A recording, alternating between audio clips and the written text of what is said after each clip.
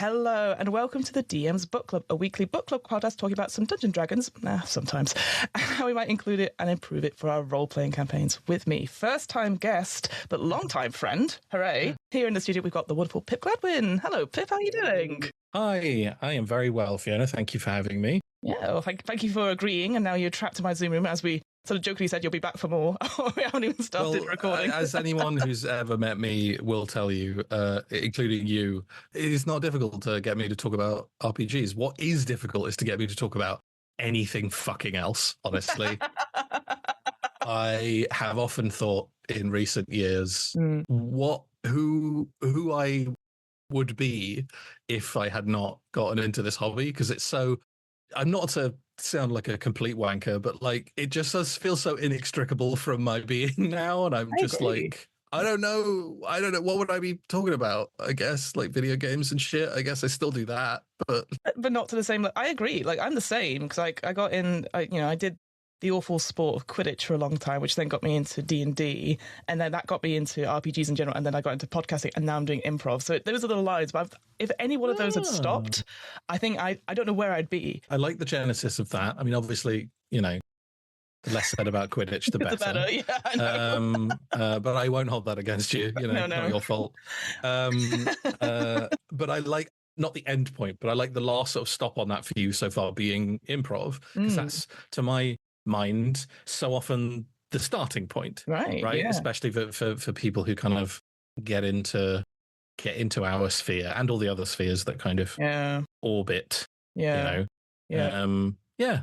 fun. I think I flip-flop between them now. Those are the two things. And now, slowly, I will say coming up on the side is cycling, but that's fine. I don't need to talk to people about cycling because I'm really bad at it currently. Until I'm good at it, I won't talk about it.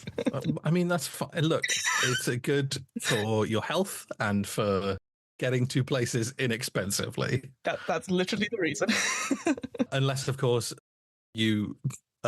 fall off that bike and injure yourself. I don't know what you're talking about, Pip Gladwin. Require healthcare while living in a country that does not provide that healthcare for free. Let me tell you, we had the bill of that come through 2 months later, and I was like, "Ooh, I won't do that again." Look. Anyway, Pip, how did you get into role-playing games? What's your origin story? What's my origin story? Okay, so our tale begins. Yes. So I'm not a theatre kid, but in the sense of like having done, actually, I guess I am. Maybe I am a theatre. I don't know. I did drama and stuff when I was younger, but less so in like a school capacity, right? And more that my parents quite early on were like, you and your brother we are putting you into like drama groups and stuff at the weekend, and you basically don't have a choice. And that started quite young. Like, it was the thing we did when we were like pre 10 years old, and then sort of aged up into the like groups, the higher age, of course, groups. But it was like, honestly, a good move, I think, because we both went to an all-boys school in London, which it still exists. It's called the London Nautical School. Oh. And it sounds real fancy, right? Yes, like it sounds like, it's a Navy school or something. Literally, it's not. It's not fully a public. Well, now it's an academy, but back then, fully a public school. I see. But just a public school that made a lot of money by making you buy a little sailor outfit to effectively go to school in. But beyond that, that was like the only. Like it wasn't fancy. We just had a very bullyable uniform. That was basically the thing. But yes, we were at this all boys school, and my parents were kind of like, look, we're gonna keep doing these weekend clubs and stuff because you are interacting with lots of other people of your age and different genders and different identities and different all this kind of stuff. And I think it was good for us because it was sort of like, hey, you can now interact, you know how to not be fucking weird around like other people who are different from you, etc., etc. So that was good. From there on, I kind of, I decided I wanted to go to drama school and all of that nonsense. And during that period before, I think before, this is where I get weird about timelines because I'm very old now and I can't remember Oh. what was anyway. I went to work at Forbidden Planet in London Oh. as a Christmas temp, effectively, like not a full job. And while I was at Forbidden Planet, I met some people and I made some friends, and one of them, a lovely guy who used to like LARP and run games and run D&D and Savage Worlds like back in the day, and he was putting together a game using a system called Dragon Warriors, which is a sort of mid to late 80s, I want to say, British made semi answer to D&D. And we played a campaign of that. Nice. And that was my first ever into the hobby. It's the first time I'd ever done it. And it was really interesting because it's kind of how I got to know this group of people, really. A couple of them I'd like worked with very briefly at Spin Planet. And we finished that campaign recently. Really? It went on for, again, I over 10 years. Wow. That game started with, like, as these things tend to, started with very regular frequency of games, like, hey, we're playing every week. Yeah. And then as people move, get married, have kids, like the frequency at which we played reduced to the point of when we were sometimes like playing once, maybe twice a year, which obviously, buffs that very impressive campaign time out. But it's wild to think of, like, I started this campaign when I was, in my early, like I was a fucking kid, and finished it as an adult. And I played the Dragon Warriors version of a warlock. It's very different from the D&D warlock. They were basically just like a bit of magic, a bit of melee, multi-role kind of all-rounder. But that was my first character. I played a warlock called Mordred Aldous McCallan, who only got a Scottish accent maybe after a year of playing him. I was going to ask, because I was in drama school at that point. And we were coming to do our like end of year final show, basically. And I was playing a boat captain in a play called Female Transport, which is about I don't know why I'm talking about this, female prisoners being transported to Australia back when Britain was using Australia as a penal colony. And I was playing the captain of that ship, and I was playing opposite my good friend Liam, who was an enormous, like, rugby-sized man. And I'm not a small dude, but I'm not like trapezoid shaped like Liam is. Like he's enormous. And I was really struggling because he was like the sergeant on the ship, and he was like, really horrible and in charge of the prisoners. And I meant to be the captain, and I was genuinely struggling to have any authority, like to just feel like I had any authority over him at all, because he's just the beast. And then once in rehearsals, I just started doing a silly sort of Glaswegian accent, and I was like, this makes me feel tough and confident. And the director was like, yeah, whatever. So I just kept doing it. Whatever you need. And used the game to like practice it, basically, while we were in rehearsals and stuff. So that's my playing games origin story. And then my running games origin story, long time later, years later, I because there's so much maths involved, or at least it feels like there is so much maths involved. I mean, RPGs often say they've got maths involved, but they don't. I mean, very literally, you are rolling a dice, and then a number comes up, and then you must add a number or subtract a number from that number, right? And that, yes, is very basic, but I have always had real sort of problems with maths and stuff, like in school, and just sort of learning in general. It's been a sort of blind spot, like a real difficult kind of spot for me when I was younger. And I think it's a shame I didn't get into RPGs when I was a little kid, because I really think it would have helped me. Because now that I've been doing it for ages, yeah, sure, I'm not doing long division, but my mental just snap, add a number to another number, subtract a number from another number automatically in that way that I saw other people doing, that I just, people would just, I would look and see two numbers and my brain would just gears crash. I don't know what I'm doing. And rolling lots of dice with my friends has really helped. But yes, I always kind of thought, I probably wouldn't be able to run games because I can't do all the maths. You've got to be doing maths all the time. In my head, I was like, what it is it's maths. which does a real disservice to any GMs. Well, Mark was really the only one that I had.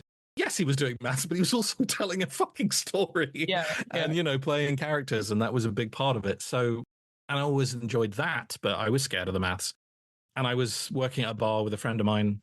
I'd come into work, the day after we'd done a session or whatever, and I would be like, not unwarranted. I was asked about it. Yes, you always get asked about it. Showed an interest, and then I would... Therefore, I will give you the story that happened. Yes. So I was talking about the games and the stuff that had happened and like, oh, there's this thing and whatever. And he was always really keen, and it sort of seemed like something he was like interested in doing. He would, he'd ask me, he'd be like, oh, have you ever thought about running one of these games? Because I'd love to play one. And I was always just kind of like, I don't know, I don't think so. Just, and I fobbed him off. But he just kept on asking, basically. And eventually I was like, okay, yeah, all right, fine. Okay, sure. Who do you want to do it with? Like, gather your party and I'll think of a thing and I'll run. And I ran a campaign using the same system that we'd been playing, the Dragon Warriors system, or, as much of it as I could be bothered to use. And that campaign was like a year and a bit long, the first one. And I remember it extremely fondly. And then that was it, really. I was done for after that. This is my favorite thing to do in the whole world. And I don't really ever want to do anything else. And that group, is my main home game group. We've added a couple of players, but it's the same people. God, we did Dragon Warriors. Yeah. We played an RPG called Stars Without Number for a bit, which is a sci-fi one. We dipped into D&D as well, as you do, and a bit of Blades in the Dark as well, which is relevant for today's topic. I should have left that for the end for a segue. Oh well. And now we are continuing our now. So I think it's our longest running campaign now, which is a campaign of Deadlands using Savage Worlds. Is there like a particular genre that you go to then as a GM? Because obviously you've done so many different kinds of systems and therefore different kinds of stories. Is there one that you particularly go, oh, I always like running this? Or is it just like, for you when you're running it, is it the setting or is it the system that you sort of gravitate towards? The moment I go to say, oh, I think it's the setting, my brain is like, nah, dude, the system is equally important. And then I just flip-flop back and forth on both of them. I think, okay, setting is the most important thing. Because if you have a fantastic setting and, am I immediately disagreeing with the point I'm making? Okay. Yes. The extremes, maybe not, right? If you have a system that is fucking unplayable, yes, it isn't going to matter if you have a good setting because no one's going to be enjoying the mechanic of playing the game, right? 100%. But you can have a system that is deeply simple. That is like, we literally roll a d20 and maybe you have a +1 or a -1 and that's it, And I think that with the right group and the right setting that's enough, right? If it's evocative enough and if it's interesting enough. Whereas I think if you go in the other direction, if you have a setting that is extremely boring, nobody cares about it, it's not interesting and it's very dull, but your game mechanics are great and really cool to engage with, what you've got there that's not going to work. Yeah. Right? Like, that might work with a skirmish game. Right. Yeah. Right? Which is not to say, when we think of skirmish games, we, tend to think of Warhammer or etc. And Warhammer's lore is dense and, intense and in many cases really, really great. But it's not necessary, right? Yeah. You could argue. If you're just there to move your little guys around and have a good sort of tactical time doing a combat, then great. You don't actually need the flavor. You don't need their backstory necessarily. Yeah. But if you're trying to tell a story, then I do think setting heads out system. Yeah. However. There's always little bits of grey area. When the two dance beautifully together, that's where fantastic games are made, right? Like, and I don't necessarily mean, your book needs to have a great setting and a great system, because you can have a book with a great system in it, and then, a GM can come in with a great idea, an original idea, and spin something around that. So yeah, I think for the longest time I used to be system first, because that was kind of my in. I was like, okay, let's try this. What's the system? Let's try it, see what it is. But I think recently, because I've been playing a lot more settings using the same systems, I think I finally got round to be like, it is another Blades in the Dark system. It is another Apocalypse World type thing. I go, oh, yes, I see. And it makes me understand those rules better because I find the settings really gripping and really like interesting. And I think hopefully that's made me a little bit more aware of it and just trying to tailor it for the table as well. Sometimes I'm like, I've got an idea, but they might not like the system. A table that who are interested in the idea but struggle with the system, as we were sort of saying, like, do we need to simplify it down so that people get it, or would they prefer that challenge of trying to work it out and then the joy of having like, oh, that all stuff worked, I understand it now. It's kind of like, for me, like Magic the Gathering. I've been playing it for like a year and a half now, and I'm shit at it. It's a card game. Everyone else is playing their own little card games, and then something will happen. I'm like, what happened? He goes, well, you got to read the card. I'm like, I did. It's not on the card. But now I'm trying to play a different deck every time I turn up, and Pip, I'm starting to win. And I don't know how. It's exciting, but I think I've started to read the cards. Oh my god! Who knew? Who knew? But again, it's that sort of thing where I think now I feel like a lot more open to trying settings. Sorry, that I wouldn't normally go to because I'm like, it's not a setting for me because I don't know anything about it, or it's not my cup of tea. But I go, well, why don't I try it? And maybe I can learn a lot from it that can go into other things. So literally setting rather than system. Two S words together, So. And if you're looking for a segue, we don't need one. We don't need one. But if you're looking for a segue, I'm ready. And we're talking about games with great settings. Yes. You can't do much better than Teeth by Marsh Davis and Jim Rossignol, which we are in fact here today to talk about. What is it about Teeth, Pip, that drew you to it initially? Because you said you've obviously, I say obviously, it uses Forged in the Dark, which is, originally came out from Blades in the Dark, and obviously there's so many different settings now for that. Blade 68 has just come out. Scum and Villainy is a sci-fi one. Scum and Villainy, Slug Blaster, I think uses a Forged in the Dark system as well. Similar, yeah. I mean, it's had a huge effect on the tabletop RPG scene since Blades. What drew me to Teeth? I'm trying to remember now because I can't even remember where I first saw it. Well, see, I've run the one shots a bunch off and on stream, but we'll do plugs at the end. And I have now run only a few sessions of the actual main game so far. I just spent a very long time just poring over the book. I think, honestly, initially, like so many other things, I saw a cool cover. Yes. For a book. And then I went, what's that? It works, guys. If you got a nice cover for your book, which is cool and intriguing. I think I was pulled in immediately by the writing, honestly.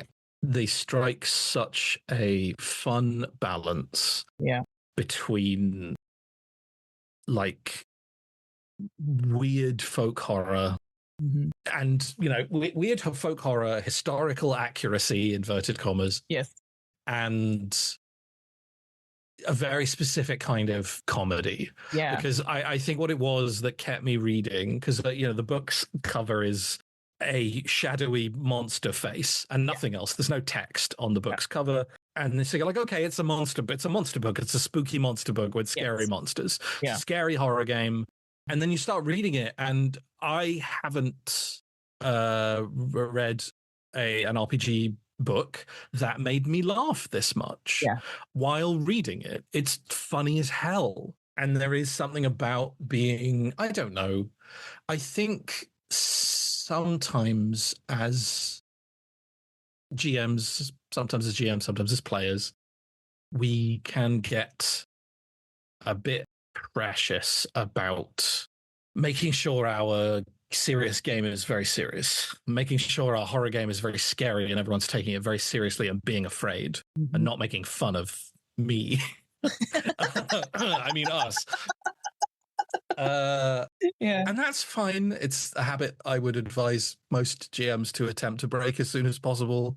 But I get it. And I've absolutely been there of like, you're not taking this seriously. I worked very hard on my very serious story and you're making fun of it. And it's like, all right.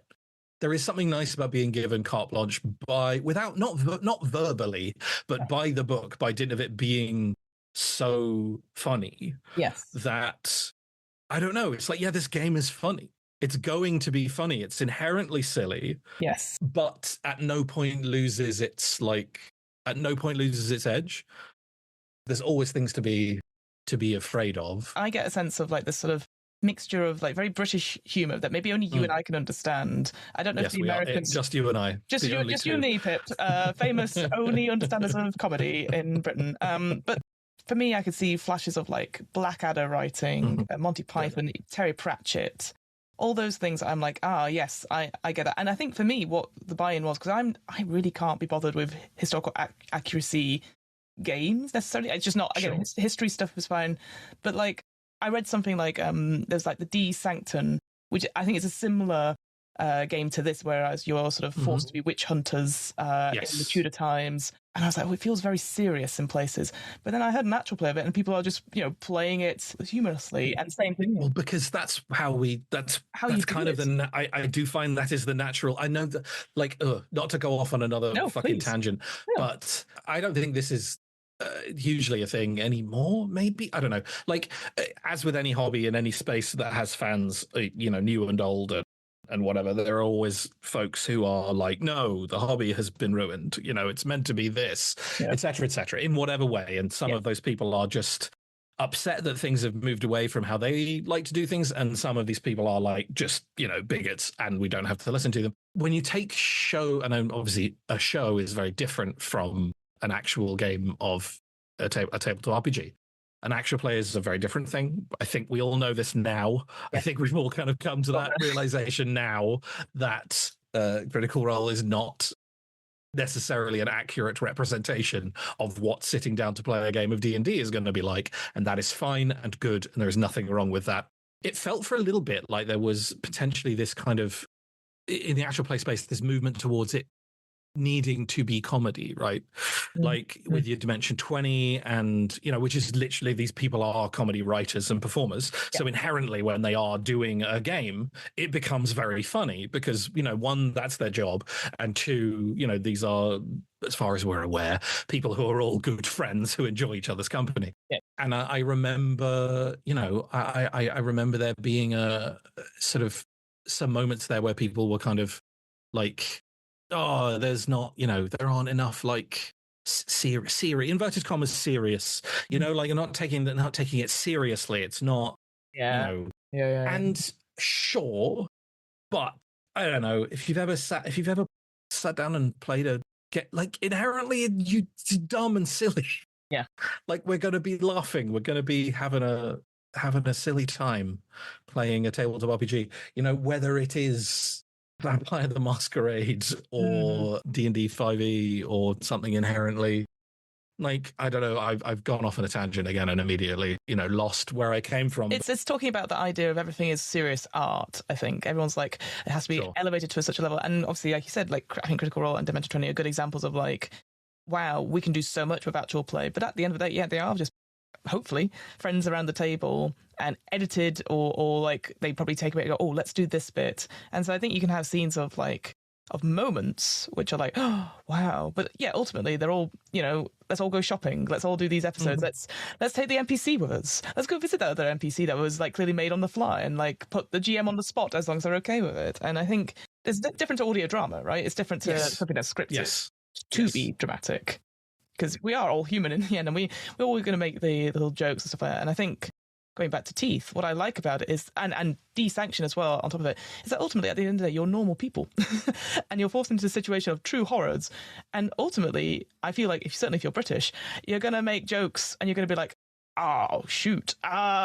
Let's get out of this situation and just try and get out without, we don't have necessarily the guns, weapons. You're going to be outmatched, so you just have to make the best of the world. And like, I think the teeth what I found was really interesting because it is obviously set in 18th century Britain. You have on top of that the terrible but also hilarious like hierarchy structures of like estates and families. That's their sort of faction system, and all of them, from reading the book, they're all so silly and deliberately so to make fun of that sort of system. but also really engaging, that you want to go and see what's happening at the sausage factory and the eel factory, and like, where's this missing daughter gone? And why is she kept in this college? All these things. You're like, this seems silly. And then you go and go, this is really horrible. But it's also really silly. The balance, I think, is just because that could get quite tiring if mishandled, right? And I don't think it is.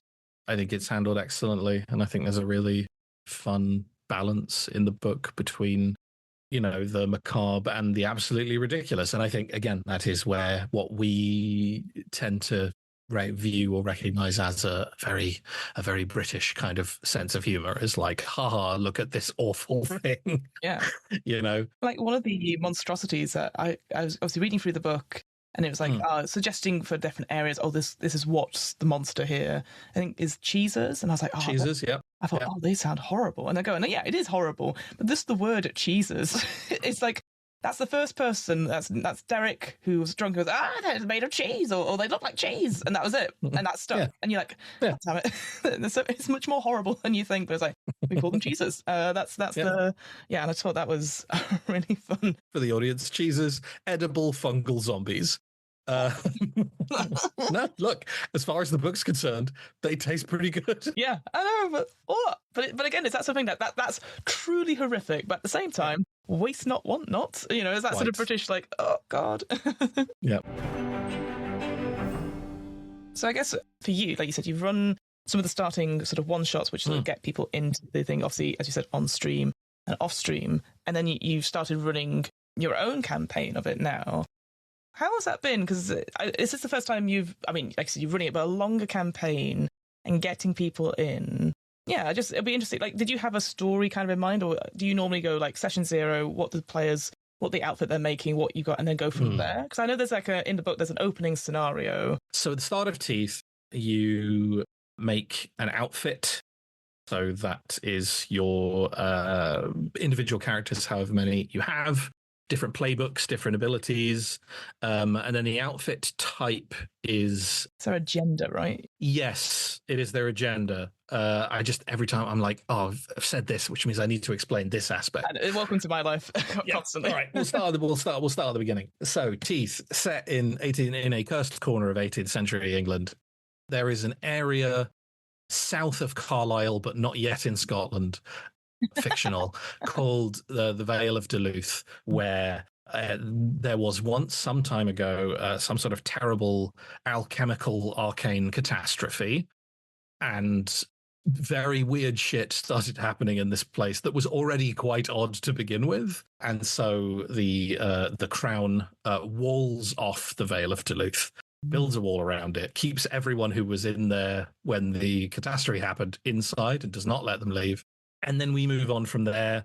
Things are learned, things are discovered. And then a little way down the line, George III, correct me if I'm wrong, discovers that sort of propagating and appearing within the Vale of Duluth now are strange magical artifacts, among other things. Monsters, terrible, awful shit. But there are these powerful magical things that are sort of appearing there. And because he's at war with everyone, he wants those so that he can try to win said war. So he starts sending in hunters to secure and, package and ship these magical artifacts out of the Vale, with the kind of cover story of they're there to fight back the darkness. They're there to sort of beat back the horrors. Don't you fear? The hunters are here to help you out. But actually, really what they're there to do is gain more power for the Crown.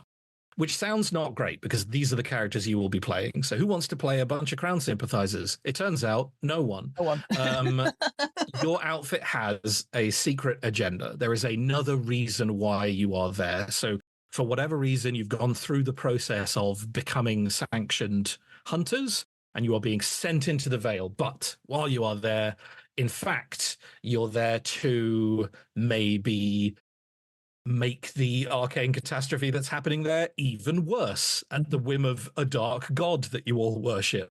Mm-hmm. You could be there to get revenge on a specific person or persons. Mm-hmm. You could be foreign agents, or at least agents of an anti-monarchist bent, who are there to destabilize the Crown and fuck up the shipping of artifacts into the Vale. So while you're there, you have one, you're a hunter, so you have to appear to be one by hunting monsters, but also behind the scenes, work on your angle of your secret agenda.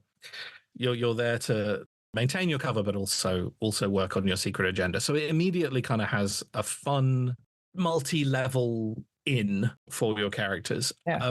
And I think that is obviously, personally, as someone who is, nowadays that I do, APs and stuff, I get to very often be a player now, which is very nice. Restrictions at character creation, yes, please.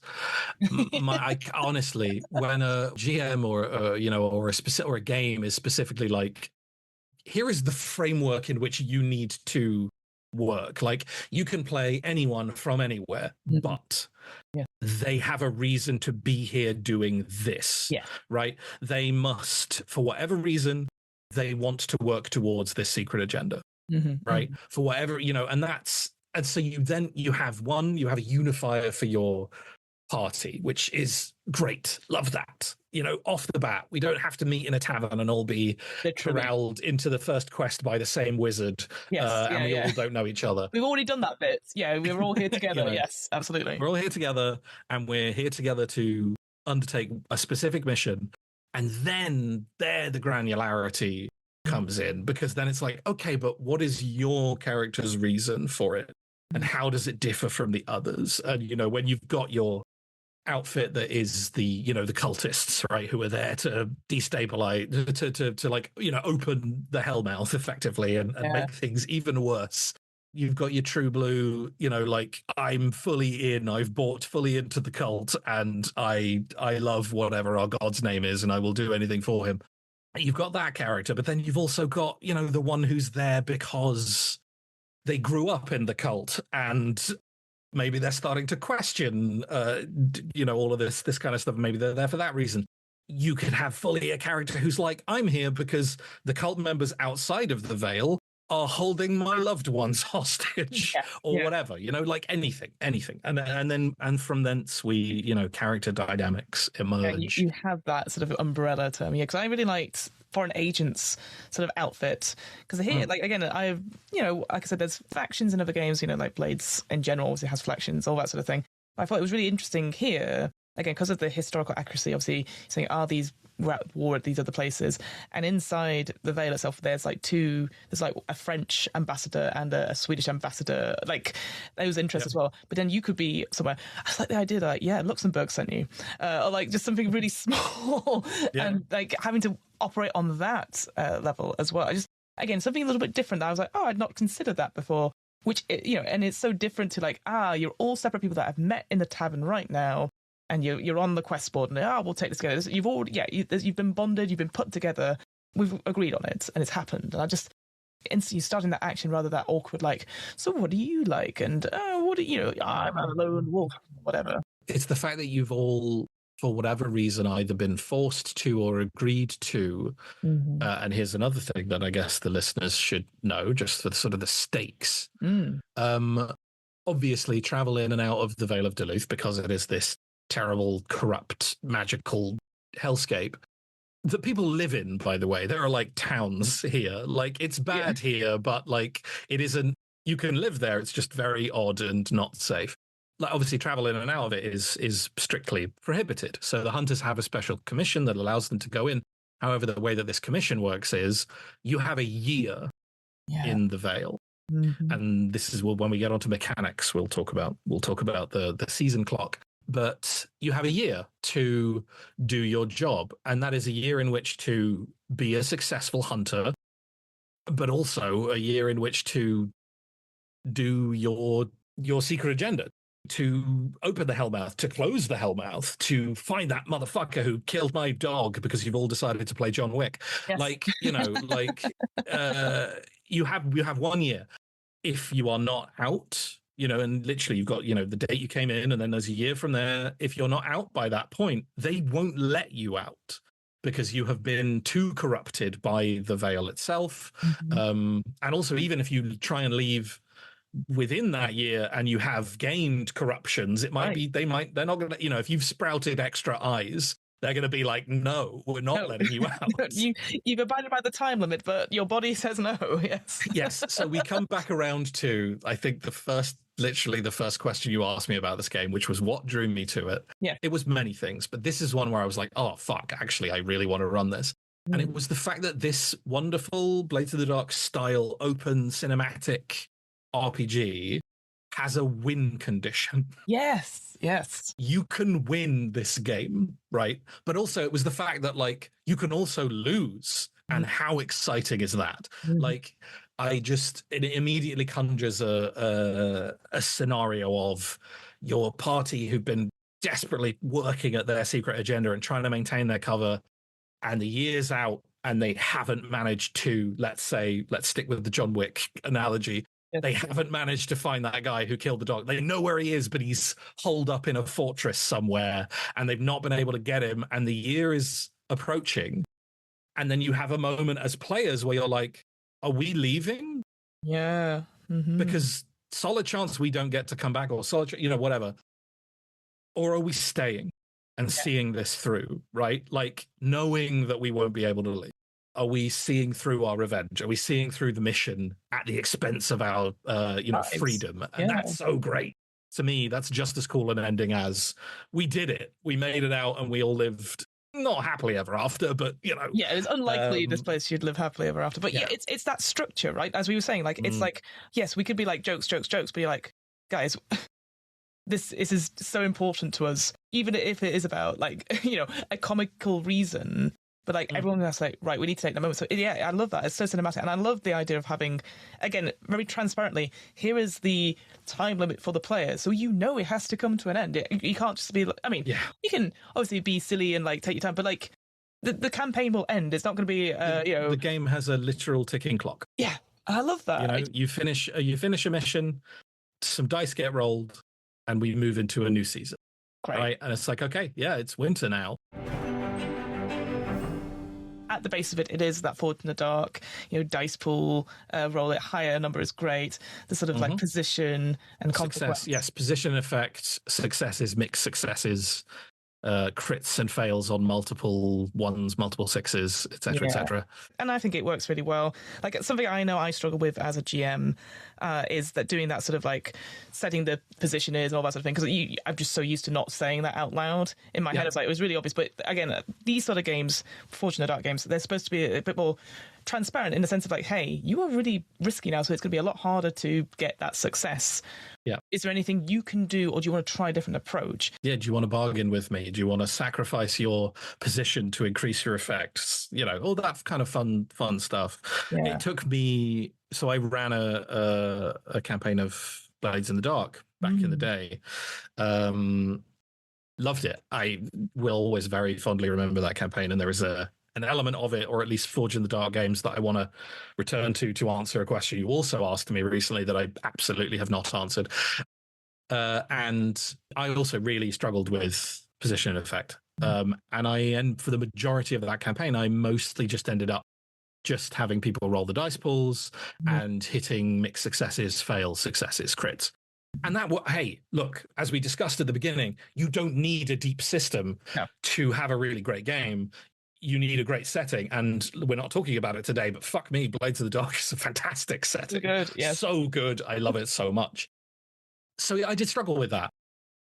And it took a little bit of, because I'd read the book and I knew what I was supposed to do, but it just didn't immediately come naturally to me. And I think that a lot of that is just coming off the back of having played a lot of D20 systems, basically. Right, I agree. Yeah. And also, to be quite honest, and this is how I, often have learned how to run games or get a better understanding of running them and playing them, I found an AP. Yeah. I found an AP, a particular AP, and listened to it. I mean, we're sort of in the, I listened to The Haunted City it's on the Glass Cannon network. Yes. And it's just a very different way of playing an RPG, because if you're coming off a D20 system, it's like player says, I would like to jump across the chasm. GM says, give me an agility check, and maybe lets the player know that the DC of that is a 15. Yeah. and then the player goes, okay, and they roll. Or maybe another player goes, I'm going to tie a rope around you. And then the GM says, great, now you have advantage. And then that roll happens, and then we know whether we succeed or fail. And it's just more of a conversation in Blades. And also another thing that I sort of, you got to let go of a little bit in Forge in the Dark, I should say, rather than Blades, because it's the same in Teeth, is that instinct as a GM to be dishing out skills rather than scenarios. And what I mean by that is saying, make me an agility check. Yeah. Because by nature of the, rules is written by nature of the book, you hypothetically can use any of the skills in this book to do anything. And then that's the thing that prescribes the position and the effect. Right, like there is a great. I wish I had sort of prepared it as an example of play in the book, just because it involves geese, and that's always funny. So position describes the pressure or difficulty of the player's circumstances. So if you're in a controlled position, failure won't lead to injury. If you're in a controlled position, it might worsen your position going forward, but you're not going to get hurt if you fail this roll. That's what controlled means. Risky is like, yeah, you might get injured, or things might just get more complicated. If you're in a risky position, then desperate is like, hey, if you fail here, bad stuff's going to happen. You're probably going to get hurt, or maybe something really bad is going to happen to you. And then effect describes how potent a success you can expect, depending on the skill, the action that you have taken, right? So an example of poor effect here is a goose will be largely unpersuaded by a successful argument. So if you as a player, your way is blocked by an irate goose, and the skill you elect to use in that scenario is persuasion. Yeah. Unless it's kind of funny if you do succeed. Yeah. But like, it's hard to talk a goose down because a goose doesn't speak English. And that, that's the very sort of basic level of it. And I enjoy the bargaining there, because the player I could be like, look, yeah, talking this goose down the effect is going to be poor. Yeah. And then the player is like, okay, sure, but I have a sack full of loose grain. Yeah. And I'm like, okay, I think that will up your effect to limited or whatever, and it becomes this is a very roundabout way of just saying it becomes more of a conversation. Skill checks become these little deals you sort of broker with the player. And because the moment-to-moment action is more cinematic, because it sounds like, oh, if you're stopping every dice roll to have a bargaining match with every single player, it's like, yeah, sure.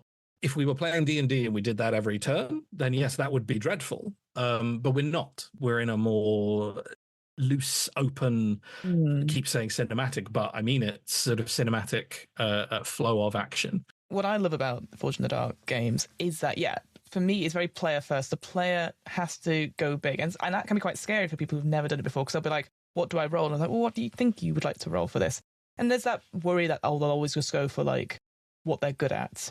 But, I always think to myself, again, this is where the improv stuff comes in. So what would I do in this moment? I'd do this, probably.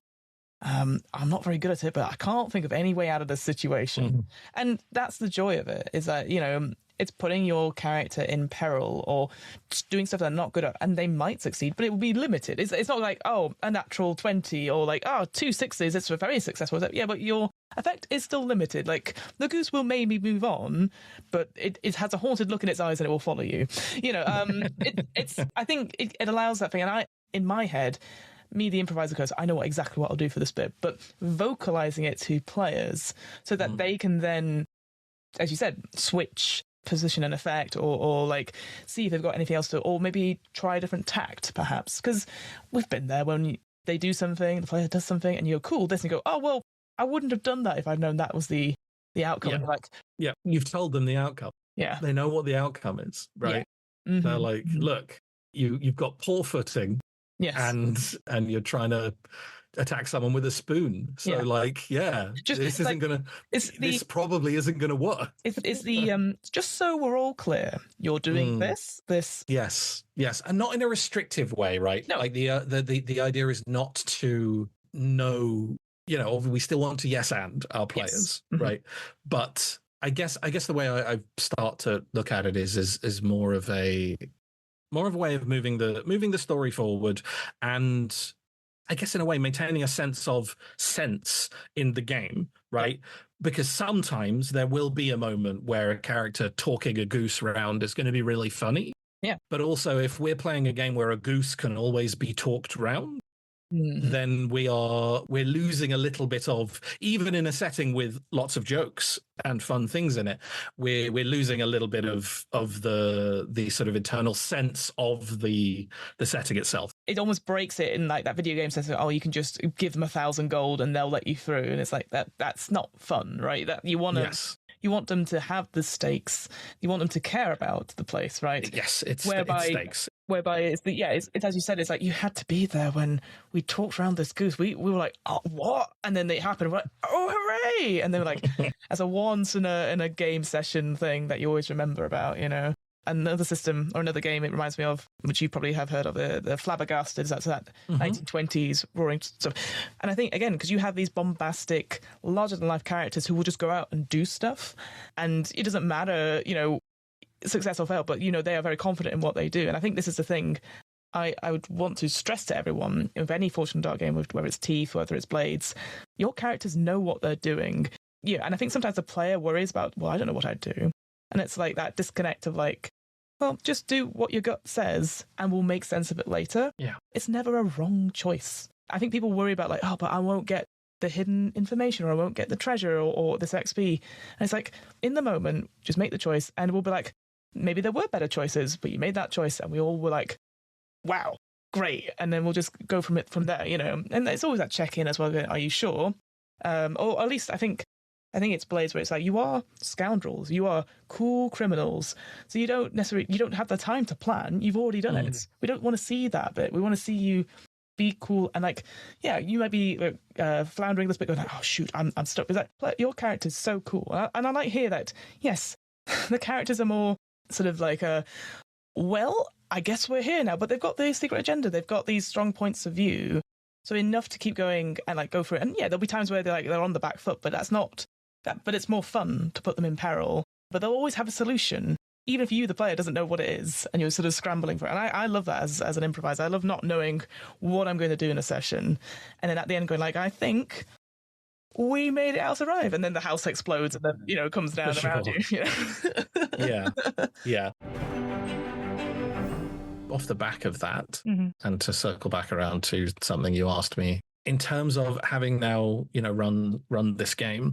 In terms of like prepping, talking about going into a game not knowing what you're doing, and for Blades, and I've taken this into Teeth just because I think the game itself lends itself so well. This is another thing that Forged in the Dark does very well.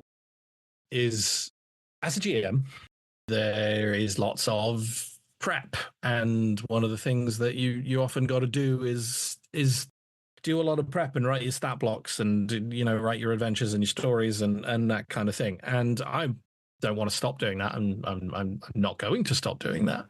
But something that Forged in the Dark games, I think, do incredibly well is taking that kind of, not necessarily taking that weight off the GM, but kind of shifting where it falls. Is what I found with running Blades and then running Teeth is there is, because what both of these books do in different ways is provide you with a lot of people and places and things and just a lot of interesting stuff. And the way that the game's set up are less about one, like, here is my plot that I have written and we will go through and we will follow my plot line, because, you know, inherently the games themselves, the way that the action is kind of split up, you have sort of downtime and then scores in Blades of the Dark. Teeth also has a wilderness phase where you're on the way to your next like mission, but it's very structured in a loose way. Yes. And that's another thing that, again, as GMs who run a lot of D20 fantasy or just D20 games in general, that's another thing to sort of not necessarily like butt up against, but just sometimes the idea that the game is going to be broken into phases can be kind of like, oh, okay, that feels a little bit like constricting, it's that sort of stifling. And I can see that, but when you sort of, partially when you embrace it, but also when you sort of realize it's just a framework. Mhm. It's just a means by which to continue the story forward and have all these little moments where everyone gets to, have their character take a breath or work on a special project or whatever it might be. Mhm. What that leads to, I've found, is, as a GM, less an attitude of coming to the table with like, right, here's what I've got for you today, which is awesome, and I will keep doing that. But the way that these games are structured, it's more a case of coming to the table and being like, right, guys, what do you want to do? Mhm. Mhm. Where do you want to go? Who do you want to talk to? Yeah. What kind of mission are you looking for? Mhm. Mhm. Which character that you've been given some names, you've heard about this guy and this, all this is going on here, and there's a town over here where this rumor you've heard and all this kind of stuff, and it falls to the players to just be like, oh well, this is what we're interested in, we're going to go and follow this. Give them the proactiveness of like, well, we are interested in this, and then you go easy. Okay. Yep. And they have ownership on the world and on the sort of choices that they're making, and every choice that they make and everything they choose to go and do spins out into another possible little facet. And I find yourself with a big board scattered with all these different dots, which initially are like, oh god, there's all so many different disparate things, and then as you run these games, you slowly are like, oh, but that links to that, and that links to that, and then this goes here, and you start spiderwebbing, basically. And that's just such a fun way of running a game. Yeah. And to me, it makes the GM prep between sessions less about, oh, I've got to make sure I've got my stat blocks and I've got to make sure I've drawn all my maps and, written these characters and that kind of thing. And makes it more this little process where you're just ticking over, thinking about little things that, came up and characters that people interacted with, and just going, oh, I like that. I am going to lean into that one. And just, it becomes less about like, it just feels less like prepping and more like deviously scheming. Yeah. And 100%. That's joyful. There's something very, very fun about that. And I just think Forge in the Dark games and Teeth specifically really do engender that. It's something I've been trying to imbue to my improv students, because when we have like longer form formats, there's that structure, as you were sort of saying, that they have to do, a couple 2-person scenes and there's a group game, and then we do another 2-person scenes, but then they relate back to these ones. I think the biggest one I'm trying to break the rules is that they always go, but what about the plot? We've established this, and so the next scene must involve this, and you're like, nope, go somewhere else, do something else, because at the end of the set of the set or the session, everyone goes, wow, what a story you created, because it all connected up at the end, and because you did that spiderweb thing. And I think people get really caught up in like, but we have to explain why things go on. And the beauty, I think, about doing improv where you don't focus on the story, but also like the Forge in the Dark stuff, is that it doesn't matter if you don't answer all the questions, because that's just like another session. That's where it could focus on. Like you can have plot holes ish, but then you fill it in as players going like, and you make those connections, and the GM goes, yep, you got it. And you're like, oh, I don't know, but it doesn't. But again, it's not like you're not trying to fix everything. Like, I'm sure there'll be holes if you look at it long enough. Anything you look at, it will always have plot holes. But I like the idea that not putting that pressure that you have to answer everything by the end of the campaign. And you can talk afterwards. The Ask Me Anything GM, and then we talk as players like, what do we think these threads that we didn't look at? What could they have been? And then you can just talk together and be like, here's some theories. I'm like, great, well, they're all correct. We don't ever have to answer. And I just like that. It was all real. It's all real. Yeah. Yes, it was the Mega Duck after all. So. Was there any part, like any bits that stood out to you? Because a lot of this stuff, like in the setting, is like, here are these locations or the big regions. Here are little settings with some plot hooks and maybe some people in them. Was there any that have stood out to you? Obviously, I know, as you said, you're starting to run a longer campaign, so maybe there are stuff that you haven't thought of. But yeah, is there any that you're reading, you're like, oh, that's really cool, I would like to use that in future, or even if you use it in a different game, Sure. Yeah, so much of it. the way the book is laid out in a way that I actually really vibed with, which is it doesn't get onto rules till like the back half of the back half of the book. Like everything up top is places, people, creatures, history, and there is so much of it, and it's laid out in a really lovely way. And whenever they reference another place or another person in a, you know, if we're in one place and this place is connected to a character, there's a little page reference for that character. And just so you can, you know, it's even starting to help you put threads together and you know, I love the Ashyards right at the beginning of the game.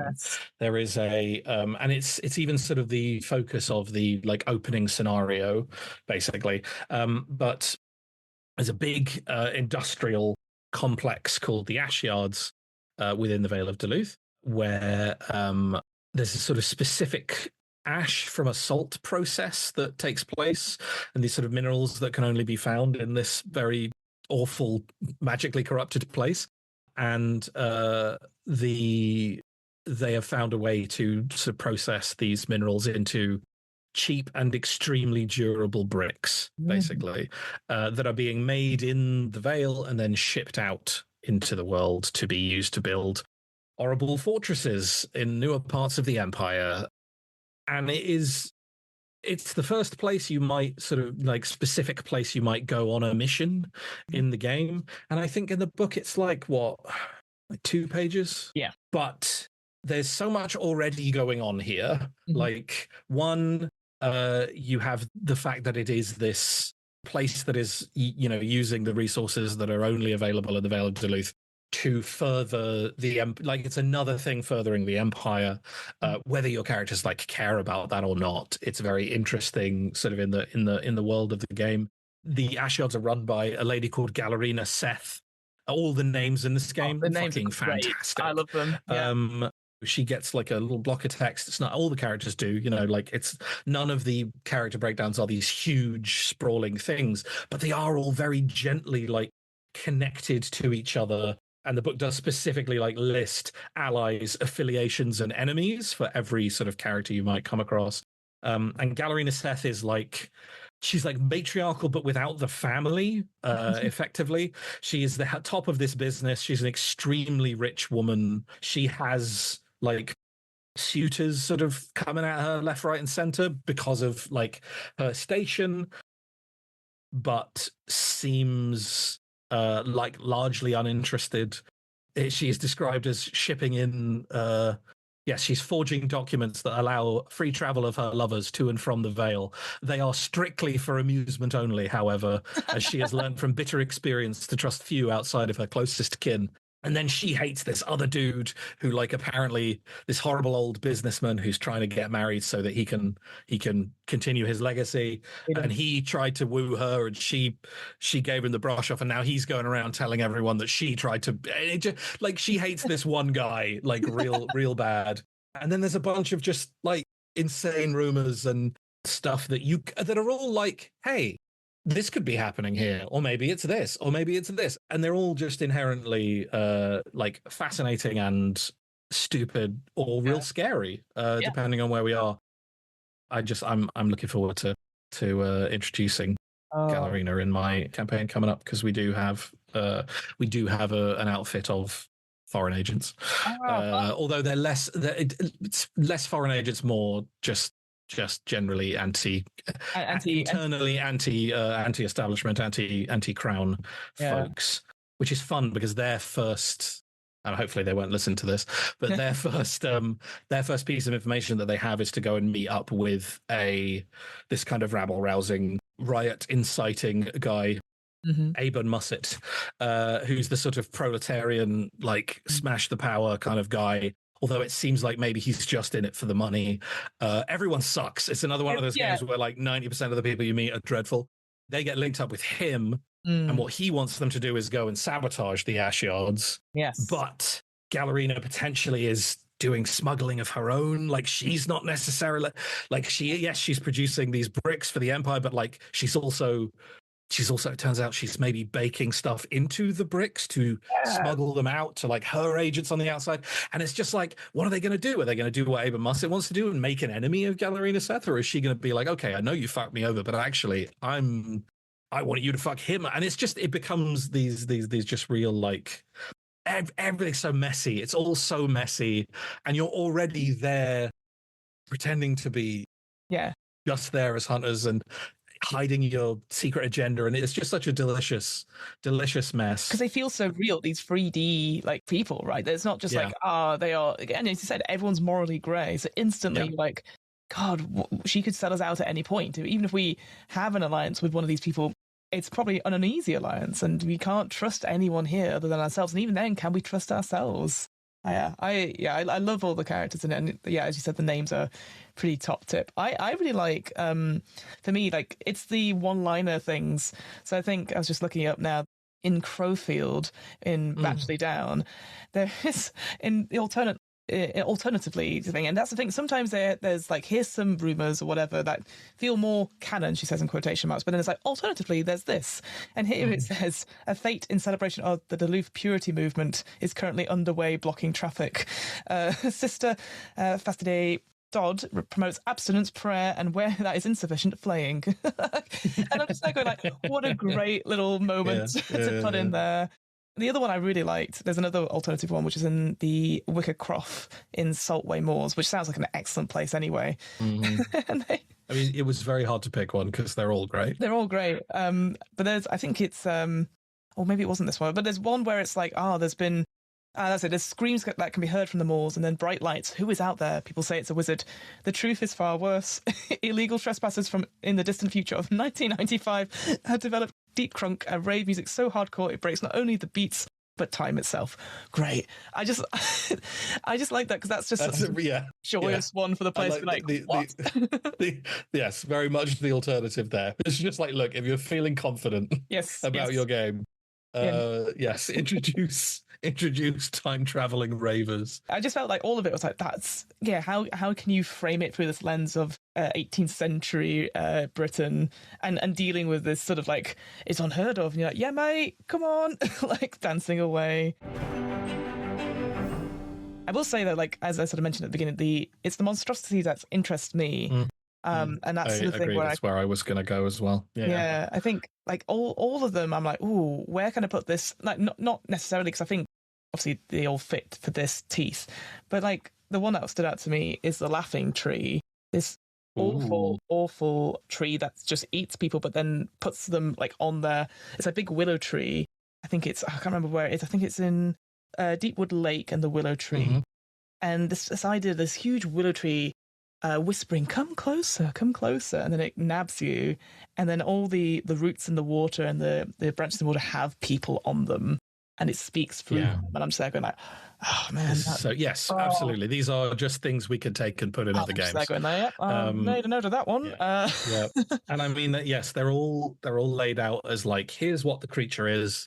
Here's the evidence that it would leave behind to point you towards what you might be dealing with. Here's how it would defend itself in battle, and here's how it's vulnerable, and strategies that you might be able to discern to take it down. And then finally, here's what you get when you vivisect it, which is another part of the game, because obviously you're trying to get your arcane magics and artifacts and such, and you get those by taking bits of the creatures back with you, and there's fully a vivisection action you can take during, I think it's during downtime, you can vivisect some creatures. And that's fun too, because you end up with stuff and you're like, right, are we keeping this to use?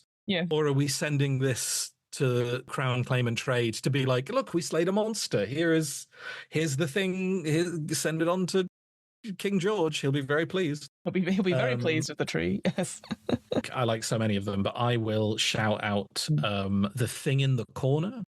That's horrible. Oh, that's maybe just the name of it already. Not great. The Thing in the Corner. A good reason to keep a room well lit, especially at night. The Thing in the Corner is a formless entity which lodges itself in family homes. The larger and gloomier, the better. The Thing feeds on sorrow, growing stronger and stronger until, if the conditions are right, it can physically manifest in the gathering dark. It then stalks through the house looking for a victim whose death will most greatly perpetuate the misery on which it thrives. Horrible. What more do you need? And also, again, this is a very silly game. Yes. With some very silly, we're talking to geese, we're like eating cursed pies. Yeah. You know, we're growing extra limbs and all this kind of, you know, ridiculous shit. And then every now and then they're like, no, but here's like the most frightening thing you've ever heard. Yeah. You'd have like the thing in the corner, and then is it Dreadlint as well? This like phenomenon. Where basically comes alive. Rolls into little creatures and briefly comes alive. And then, yeah. The true evil dust bunnies that live on the side, you know? Man. Yes. And horses can't die in the Vale. Horses that were born in the Vale are functionally immortal, regardless of what you do to them, which is awful. Pretty grim. So yes, not food. And again, all of this stuff is like, just take it out. If you don't want your zombie horses wandering around, just it's all good. Upon reading the book and being presented with all of this stuff, when running it, none of it feels restrictive. No. None of it feels like, and I know this is maybe an attitude thing coming at it as a GM, but none of it feels like, oh gosh, I've got to get this right, otherwise this other thing won't make sense. Yeah. Mm-hmm. None of it has that vibe. It all just feels really generous. Yes. And in the nicest possible way, not necessary. Mm-hmm. I don't know if those are the exact words I want to use, but just like, yeah, here this is. This is here. It's great. Do you want to use it? No worries if you don't. Yeah. Like it's just, just a really generous book. Yeah. I haven't described it that way before, but I'm that is how it feels when you're reading it. Just like, oh my God, you have given me so much. Like this is so rich. This is everything. Yeah. All I could need and more, and not in a way where I am overwhelmed by it. Right. It genuinely feels like I could start a session of Teeth, and the players go, we want to go to Terwent Bath. Mm-hmm. Because we heard a guy mention it and we want to go see what's going on there. And I could literally be like, nice, open the page on Terwent Bath and just be like, wow, that is so many things I could use, and just go from there. You know, even if I'd never read that page of the book before. It all feels stuff that maybe I'm being silly about it, but it feels very new to me. Like, you know, like, I guess because 18th century Britain, I'm like, okay, so there's a bit of industrialization, but like, yeah, you said there's like the baths, there's like eel ponds, there's factories. It feels like, you can get really into like the industrialization of stuff. But then also you've got these different sort of families, you've got various like cults and folklore stuff. So yes, that's another great, like the fact that the Vale got walled off didn't change the hierarchy inside it, right? Yeah. So there were rich and poor in there when the walls went up. So you've got these sort of rich old families who've been like gently festering in corruption and magical stuff the whole time the Vale has been like closed off. So you've still got the massive like wealth disparity of the era, but everyone's getting messed up by by the corruption of the Vale. Like no one's safe from that, unless you're like, oh, this would be interesting if there was a way that, you know, immediately I'm like, what if there's some family who've worked out a way to like ward it off, and obviously they're keeping it to themselves, and and now that's a whole other story thread. Again, it was a small one, I think, really early on in the main town, which talked about the burial of corrupted Vale members and the idea of them having their alien organs harvested and like a body snatchers thing. And I thought, of course they've got body snatchers. Of course they've got these things, which, again, maybe it's that sort of thing. So I've been in the US maybe far too long. Is that sort of thing that's such a big, for me, it was such a big part of like growing up, knowing like, you know, in Edinburgh, there's obviously Burke and Hare and all this sort of talk about grave robbing and all that sort of thing. And I just thought, of course there's going to be some sort of doctors around here who want to find out more about these alien organs and maybe something's going on. And highwaymen, of course we're going to have highwaymen in this. And just all of it, I was just there going like, there's so much you can do. And again, comes from somebody who instantly was like, historical game, I don't know. But actually I'm gone, there's so much fun in it because of this comedic spin on it, but also the dark spin on it. It's not, this is what happened. It's like, clearly this did not happen, but there's roots in it where I'm like, I can see the connections. I can see this and have the permission to play around with it and make it our own. oh, it feels really joyous. And like you said, I think it's just so rich in all these little plot hooks that you don't feel overwhelmed, right? You don't feel like you have to include everything, just what you and the players think is interesting. Like they've even got a small town called Blindford Snod, and then Hidden Snod that stole their luck, which I think is brilliant. I love this idea of just having a secret town somewhere that's sapping that's all their resources. The luck from another town. Yeah. So silly. Yeah, it's ridiculous, but it's also really cool and interesting. And how do you deal with that? What are you going to do? At the interest of being sort of way too gushy, I love this game. Yeah, I intend to run a great deal more of it than I already have. Yeah. Well, Pip, sort of my final question to you before we sort of close out is what's one tip you'd give to somebody who's about to run Thief for the first time, or even any Blades Forged in the Dark games? I think we've covered a lot, but yeah, is there something that you think that's not necessarily in the books that you would encourage people to think about before, and even if they're running it or playing it in the game for the first time? Yeah, I would say, and maybe this is obvious to me, my piece of advice, I don't know whether it's the best piece of advice or the only, but there's lots of advice. I would say what works for me is like characters first and when I say characters, I mean the player characters, because that's where your story is going to come from. Yeah. And all the little neat ideas you have for things they're all going to be usable. I'm not saying throw your grand stories away. What I'm saying is that what's going to happen is you're going to come up with a cool idea and an idea for like a campaign and how this campaign is going to work, and then you're going to put this book in front of your players, and they are going to get interested in whatever it is they get interested in the book, which is going to potentially like a lot of different things, and then they're going to turn around and be like, well, I'm going to play this character from here who does this and whatever, and you're going to go, holy shit, that's really great. Yeah. And isn't what I was planning, right? Yeah. Like I guess the less convoluted thing that I'm trying to say is like loosen your grip, because perhaps you're coming to this after having run D&D, right? Like maybe this is your first time running a Forged in the Dark game or whatever it might be. Loosen your grip and allow the characters to kind of dictate where you end up. And because I truly genuinely believe, one, it's just better, and two, you will find it to be better, and it certainly has for me become the way that you run games and get excited about games. Obviously, I picked up Thief and I looked at the book and I went, I love this. But it wasn't until I had thrown it at some other people. And then so for my campaign that I'm running now, I didn't go into it. You asked me this earlier and I didn't answer it. So I'm swooping back around to all these questions. I did not go into it with an idea. Yeah. Mm-hmm. My idea was we play Teeth. Mm-hmm. That was the extent of my idea. Put it on the drawing board.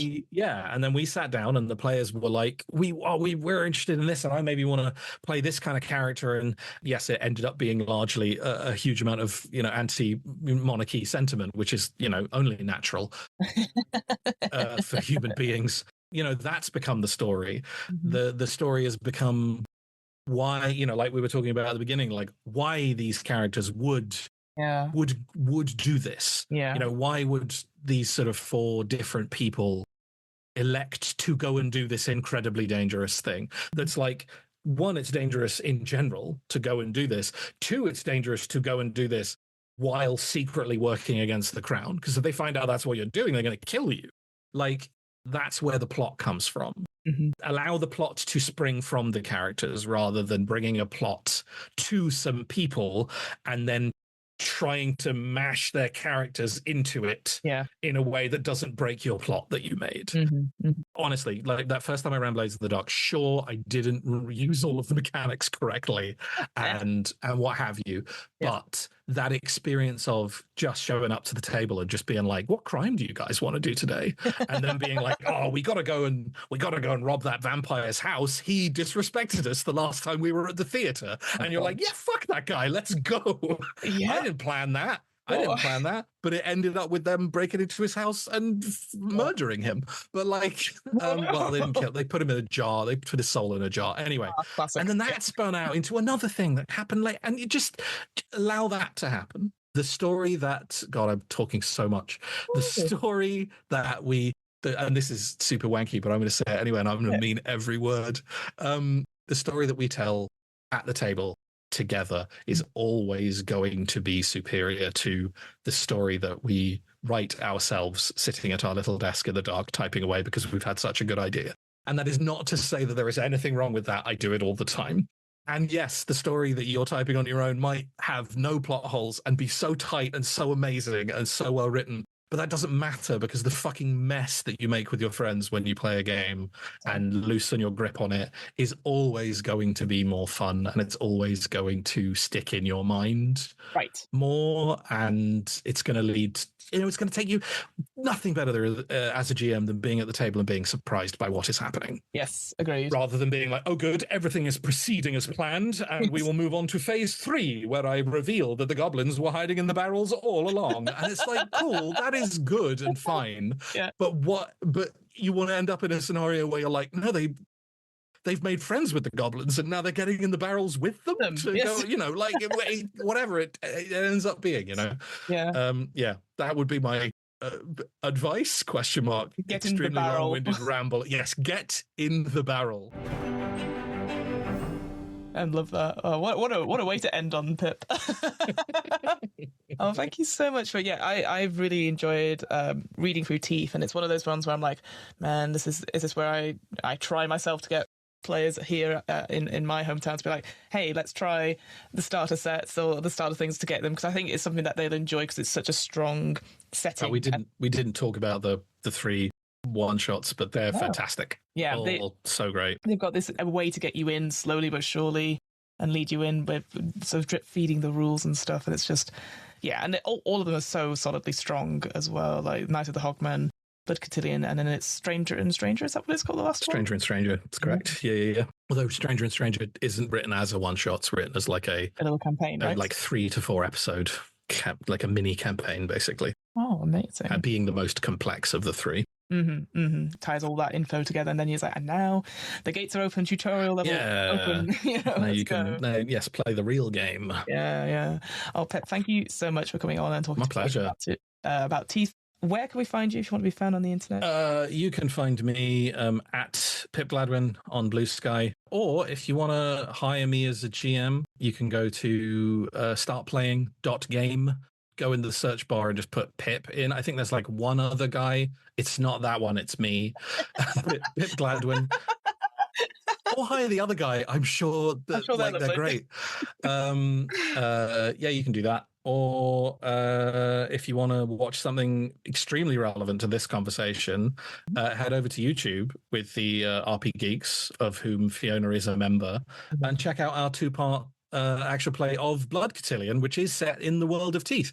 If you want to sort of understand firsthand what we meant about how silly this world can be, but then also like how like scary and gross and awful it can also be, then yes, check out Blood Cotillion. That'll do for plugs, I reckon. Realms of Peril and Glory podcast. I'm on there playing lots of games, running them too sometimes as well. Oh, well, thank you so much, Pip, and thanks everyone for listening to this episode of the DM's Book Club. We'll be back next time with another fab episode, but until then, we'll say goodbye for now. Bye. Goodbye.